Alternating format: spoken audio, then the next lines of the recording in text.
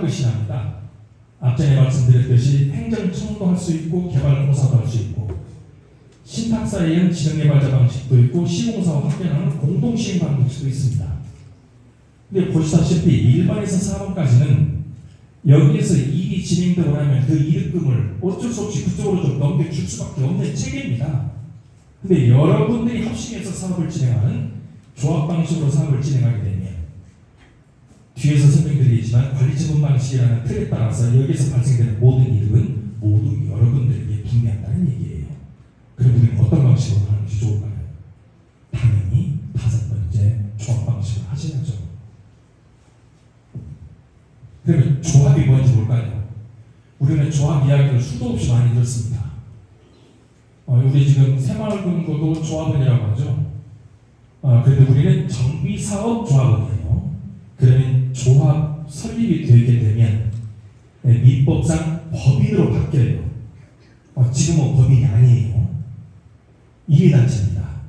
그리고 나서 조합 설립 인가를 받았다는 것은 특허인데 어떤 특허냐면 이 조합은 사업자로도 없는데 건설사업자로 의제 등록을 하도록 되어 있습니다.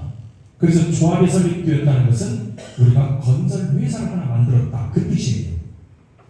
그리고 또 도시교통환경정비법에서는 이 사업을 진행하는 관련해서 행정계획을 3번 수립한다고 했는데 그 50% 행정계획과 결정 권한을 조합에 줬어요. 그래서 조합은 행정청으로서 역할을 수행하게 됩니다. 이렇게 해서 여러분들의 자율권에 의해서 이 사업을 진행하도록 법이 보장하고 있는 겁니다. 그래서 이 사업을 조합 방식으로 진행하자고 설명을 드리는 것이고, 조합 설립은 어떻게 할까요? 당연히 동의서를 내주셔야 되죠. 그런데 이 조합은 일종의 계약이에요. 동의서를 낸다는 것이 일종의 계약인데 일반적인 계약과 조합을 만드는 계약과는 다릅니다. 일반적인 계약은 청구를 한 사람과 승낙을 한 사람의 의견이 합치가 되어야 계약이 성립이 되죠. 그런데 조합계약이라는 것은 조합을 만들기 위한 공통의 목적, 우리는 공통의 목적이 뭐죠? 노후불량한 주택지역을 아파트 단지로 만들어서 잘 살아보세요. 이게 목적이죠. 이 목적을 위해서 여러분들이 동의를 해주심으로써 조합 설립이 되는 겁니다. 그런데 조합이 설립이 되고 나면 흔히들 어떤 조합에 가보면 조합장이 마음대로 한다 얘기하는데요. 마음대로 할 게 아무것도 없어요. 왜 그러냐면 이 사업은 법에 따라서 진행을 해야 돼요. 도시주거환경정비법이 있고 그 법 아래는 시행령 시행규칙 조례가 있습니다. 이거 말고도 이 사업을 진행하는 데 관련된 법이 제가 공부를 하면서 알아봤더니 72개의 법이 엉켜 있어요. 이거 다 지켜야 돼요. 그러면 거기에 시행령 시행규칙 조례까지 한번 합해보세요. 280개의 법이 거기서처럼 엉켜 있습니다. 그래서 이 법에 따라서 사업을 진행을 하셔야 돼요. 법은 이렇게 되어 있고, 그러면 이 법을 근거로 해서 조합원들 상호 간의 약속이라고 할 수 있는 정관을 정하고, 조합을 경영하는 사람들이 지켜야 할 행정업무 규정, 예산의 규정, 성과급 규정을 별도로 규정을 해야 됩니다. 이렇게 하는 이유는 법치행정 원칙에 따라서 사업을 진행하고 있고, 이 법치행정이라는 것은 어려운 얘기가 아니죠. 예측 가능하도록 사업을 진행하는 겁니다. 그러면 조합은 여러분들은 누구든 우리 조합 여기까지 왔네, 사업이 이만큼 진행이 됐네, 이것을 다 알 수 있도록 하라는 거예요. 법의 취지가 그렇게 되어 있습니다. 그래서 모든 정보는 공개하고 여러분들과 공유합니다. 조합의 구조를 보죠. 흔히 조합을 세모로 보는 사람도 있고 동그라미로 보는 사람도 있는데, 제가 생각할 때는 동그라미고, 동그라미로 이제 정편이 나 있죠. 맨 가운데 조합장이 있고 그 주변에 이사가 있고 이사회가 있습니다. 다음에 대의원이 있고 대의원회가 있어요. 다음에 조합원으로 구성된 총회가 있죠. 여기서 제일 중요한 게 뭐예요? 가운데 있는 조합장일까요? 조합원들이 제일 중요해요. 그리고 조합원으로 구성되어 있는 총회, 이 총회에서 모든 것을 결정합니다. 그리고 총회에서는 사회 상도에 위반되지 않는가, 강행법도 위반되지 않는가, 그리고 우리가 진행하는 재개발 정비사업 목적이 위반되지 않는 한 모든 결정을 할 수 있어요. 그러면 조합장은 총회에서 결정된 것을 집행할 수 있는 권한만 있는 것이지 총회에서 결정된 것을 조합장들이 마음대로 할 수 있는 것이 하나도 없어요. 가끔 어느 조합에 가보면 조합장이 마음대로 한다고 했다. 아니에요. 그 마음대로 한다고 말한 그 사람이 말을 마음대로 하고 있는 거예요. 그럴 일이 없어요. 법이 그렇게 단속하고 있습니다. 그러면 이제 돈을 좀 볼까요? 지금 현재 또 한번 들었던 기억이 있는데요. 여기 살고 있는 조합원들 집을 전부 다 담보 잡아가지고 집을 짓는다 이런 얘기를 해요. 이건 정말로 생짜배기 거짓말이에요. 도시지구환경정비법에서는 원칙적으로 여기 앉아 계신 여러분들이 돈을 내서 이렇게 쌓아놓고 해야 돼요. 그게 원칙이겠죠. 이렇게 사업 진행하는 조합은 대한민국에 하나도 없어요. 그러면 작업을 어떻게 준비하네? 라는 것에 대해서 법에서 보장을 해놨죠. 보시는 대로 추진위원회가 설립이 되는 정비업체를 선정할 수 있고 선정된 정비업체가 추진위원회 돈을 대여를 해요. 그러면 추진에서 조합 설립하겠죠. 그러면 조합이 설립이 되면 조합은 이때서 시공사를 뽑아요. 아직 우리 시공사 뽑을 자격이 없어요. 조합이 설립이 돼야 뽑는 겁니다.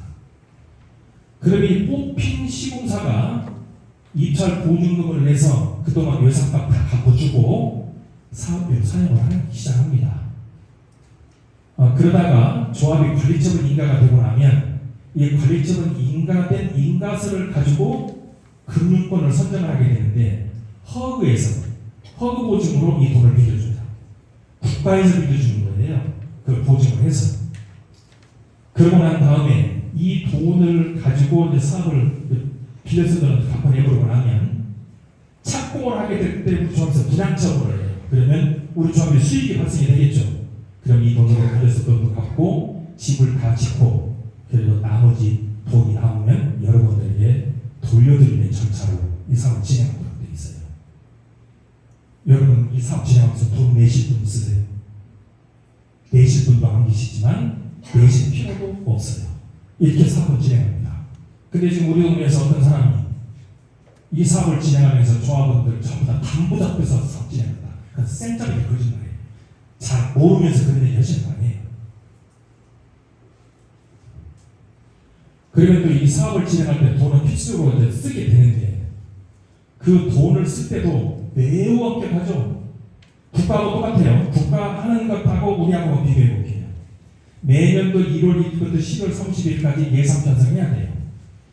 그리고 지금 우리는 지금 예산 수립을 할 때 조합의 경우에 기업 일반 회계 기준에 맞춰야 되죠. 우리 건설사지 않습니까? 그래서 기업 일반 회계 기준과 서울시에서는 예산 회계 기준을 조례로 발표를 했어요. 이대로 하라고 정해져 있어요. 이거 해야 돼요. 그러고 나면 돈을 쓰고 나면 영수증은 반드시 필수적으로 준비를 해줘야 되는데 간이 영수증 안 됩니다. 인쇄된 영수증만 증빙해야 돼요. 그러고 나면 이 돈을 제대로 썼는지 조합 자체적으로 한번 검증을 하고 회계 사무실에서 두 번째로 검수를 합니다. 그러면 세 번째로는 주식회사 등 외부인 감사인의 법률 규정에 따라서 구청에서 우리 조합으로 감사반을 내려보내요. 보통 한 달 감사해요. 이렇게 해서 단돈 10원도 다른 곳에 사용 못하도록 해놨어요. 그래서 이제는 이 정비사업을 진행하면서 돈이 다른 곳으로 들어간다? 그런 일은 없습니다. 이건 괜한 얘기예요. 그래서 국가를 운영하는 것과 동일한 방법으로 예산도 집행하고 수립합니다. 그런데 예산의 종류에는 아파트를 건설하는 것을 사업비라고 하고 조합 사무실을 운영합니다. 이걸 이제 건설회사니까 이걸 이제 운영비라고 표현을 하고 있죠. 그럼 업체 뽑는 것도 한번 볼까요? 옛날에는 주택촉진특별법으로 사업을 진행할 당시에는 조합장이 적당히 아는 사람이 데려와서 전기공사도 하고 장판도 깔고 이런 거 했어요. 이제 어린 반푼어치도 없습니다. 업체를 하나 뽑으려면 모든 것은 공개경쟁 입찰 방식을 뽑아야 되는데 그 절차도 이사회 대의원회를 경유해서 어떤 업체를 뽑을 것인가 공모를 하고 우리가 어떤 업체가 필요하다는 설명회를 마친 다음에 제안서를 받아들여서 뽑도록 돼 있죠. 그리고 뽑고 나면 계약을 해야 되는데 이 계약서는 선정 자료와 함께 공개하도록 되어 있어요. 다 공개해야 돼요. 그리고 선정되는 기구는 사업을 진행하면서 중요한 업체는 총회에서, 이보다 덜 중요한 것은 대의원에서, 그리고 5천만 원 이하에서는 조합장이 수의계약을 할 수 있도록 단계적으로 정리가 잘 되어 있어요. 그런데 협력업체들은 제가 사업을 다 맞춰놓고 봤더니 한 180개 돼요. 그래야 여러분 집 다 짓습니다. 이런 180개 되는 업체를 선정할 때 모두 이 절차를 다 진행해야 돼요. 이게 생략할 수가 없어요. 법이 그렇게 규정하고 있습니다. 그래서 이 사업을 하고 나면 뭐 조합장이 떼돈을 번다고 얘기를 하고, 또는 조합장이 다음에 아파트가 10채가 된다고 이런 얘기 하는 사람이 있어요. 근데 그런 이야기는 그 사람이 조합장이 되면 그러고 싶은 거예요. 그 사람 경계하고 돼요. 자, 그럼 이 정비사업을 한번 볼까요?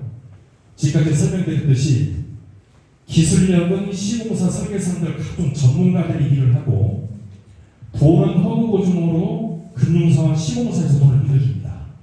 그리고 경영은 PM 변호사, 회계사, 집행부가 합동으로 연구를 진행해요. 그래서 건설업계에서는 정비사업을 땅 짚고 헤엄치다 이렇게 얘기를 해요. 그러면 여러분 입장에서 한번 생각해볼까요? 여러분들은 내가 가지고 있는 땅을 내놓고 그 내놓는 거 조합 설립에 가입하는 것이죠. 그러고 나서 기다리시면 집이 다 지어져요. 기술은 기술자들이, 돈은 허브에서, 경영은 전문가들이, 이렇게 해서 여러분 집이 완성이 돼요.